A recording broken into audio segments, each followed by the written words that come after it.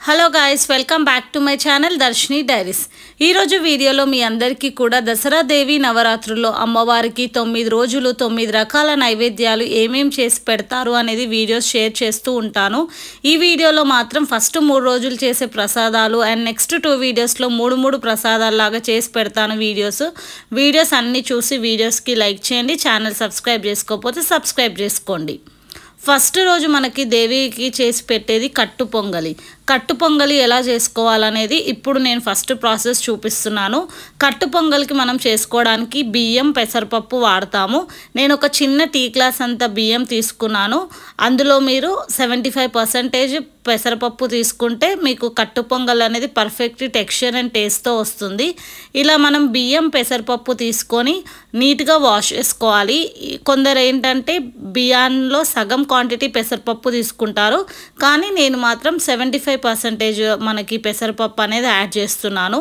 తర్వాత క్లీన్గా వాష్ చేసుకున్న తర్వాత అందులో మీరు ఇప్పుడు పెసరపప్పు బియ్యం కలిపి గ్లాసున్నర అనుకుంటే మీరు దానికి త్రిబుల్ అంటే 1 గ్లాస్కి 3 గ్లాసులు చొప్పున వాటర్ పోసుకొని ప్రెషర్ కుక్కర్లో పెట్టి 3 విజిల్స్ వస్తే సరిపోతుంది.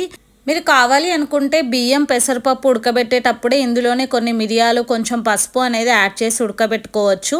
నేనైతే అలా చేయట్లేను, డైరెక్ట్గా పోపులో యాడ్ చేస్తాను.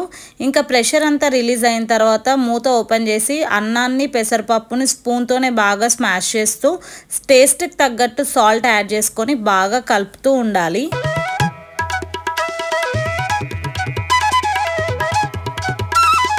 వాటర్ అనేది అడ్జస్ట్ చేసుకుంటూ ఇలా జారుగా ఉండేలాగా కలుపుకొని పక్కన పెట్టుకోండి. ఇప్పుడు అందులోకి మనం పోపు ప్రిపేర్ చేసుకోవాలి.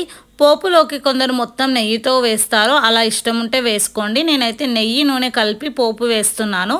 నెయ్యి నూనె వేడైన తర్వాత అందులోకి కొన్ని జీడిపప్పు ముక్కలు, ముందుగా చెప్పినట్టు క్రష్ చేసి పెట్టుకున్న పెప్పర్, జీలకర్ర, చిన్నగా కట్ చేసి పెట్టుకున్న అల్లం ముక్కలు, పచ్చిమిరపకాయలు, కరివేపాకు, పసుపు, ఇంగువ వేసుకొని పోపు అనేది మాడిపోకుండా పోపు ప్రిపేర్ చేసుకోవాలి.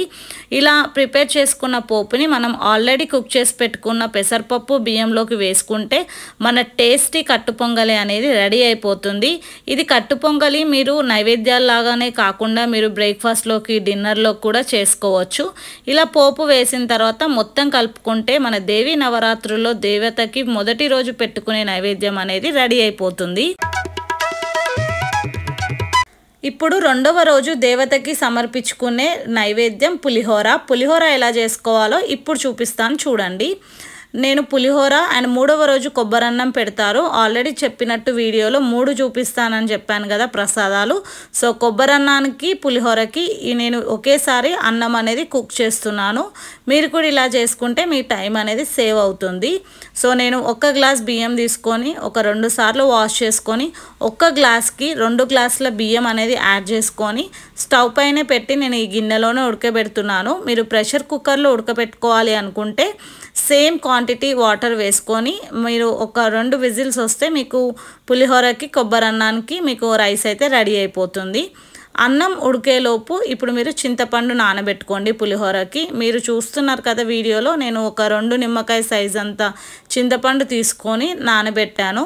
ఇప్పుడు చింతపండులో నుంచి మనం గుజ్జు అనేది తీసుకోవాలి.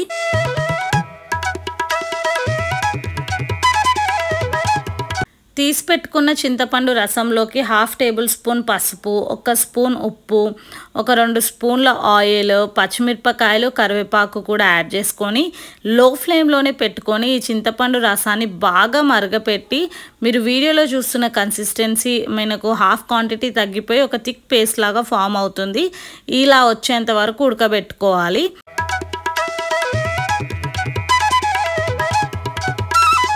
చింతపండు పేస్ట్ రెడీ అయ్యేలోపు అన్నం కూడా కుక్ చేసి పెట్టేసుకున్నాను.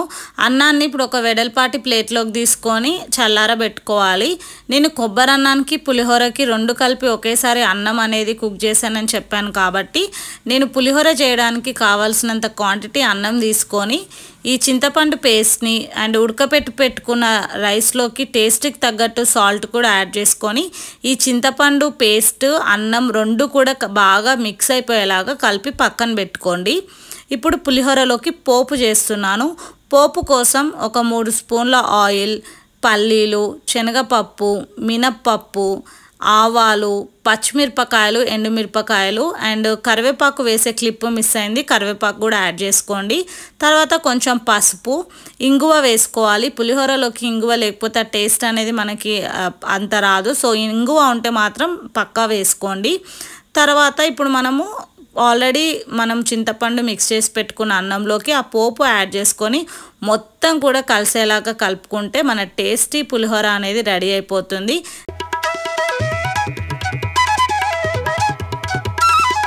మూడో రోజు నైవేద్యంగా పెట్టే కొబ్బరన్నం ఎలా చేసుకోవాలో చూపిస్తాను. ఆల్రెడీ మనం రైస్ కుక్ చేసి పెట్టుకున్నాం కాబట్టి ఇప్పుడు కొబ్బరన్నంకి పోపు ఎలా ప్రిపేర్ చేసుకోవాలో చూపిస్తున్నాను.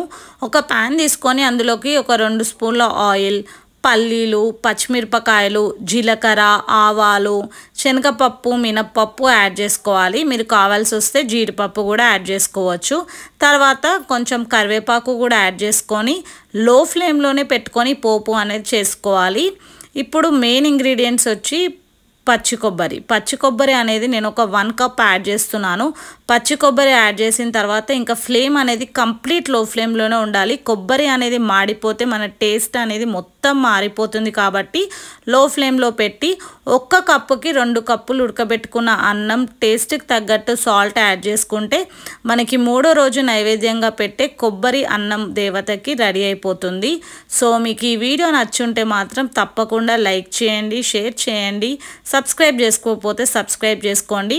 మళ్ళీ నెక్స్ట్ వీడియోలో దేవతకి పెట్టే 3 నైవేద్యాలతో వీడియో అనేది పోస్ట్ చేస్తాను. వీడియో చూడాలి అనుకుంటే subscribe and thanks for watching.